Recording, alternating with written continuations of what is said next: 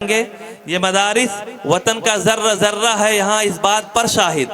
وطن کا ذرہ ذرہ ہے یہاں اس بات پر شاہد، مدارس کے سپوت اس ملک کے جاباز غازی ہیں، اور سیاسی کھیل ہے ورنہ یہ دشمن بھی سمجھتا ہے،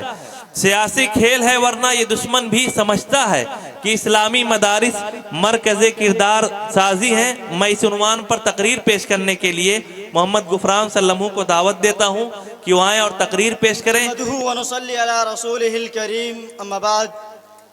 قال الله تعالى وذكر فإن الذكرى تنفع المؤمنين۔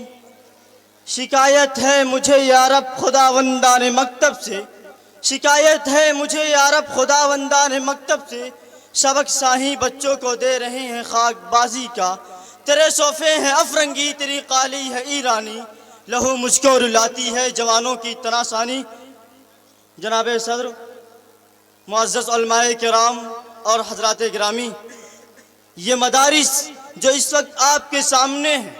بہت سی جھوپڑیوں چھپروں کی شکل میں، کوئی قلعے کی شکل میں، کوئی بہترین و شاندار عمارت کی شکل میں، دراصل یہ سب اسلام کے مضبوط قلعے ہیں، دین کے آہینی حصار ہیں، ان سے ملت کا تخصص قائم ہے، یہ امت اسلامیہ کے دھڑکتے دل ہیں، یہ اسلامی کلچر و ثقافت کے آئینہ دار ہیں، یہ اخلاق و ایمان اور اخلاص و روحانیت کے سرچشمے ہیں۔ یہاں مردہ دلوں کو زندگی ملتی ہے، یہاں پیاسوں کو سیرابی ملتی ہے، یہاں طلباء کے قلوب میں اخوت و ہمدردی، مساوات و رواداری کی تخم ریزی کی جاتی ہے، اور سب سے بڑی بات یہ ہے کہ یہاں ان کے افکار و عقائد سے ہی کیے جاتے ہیں، آنے والی زندگی کے لیے انہیں ٹریننگ دی جاتی ہے، انہیں سوالوں کے جوابات یاد کرائے جاتے ہیں۔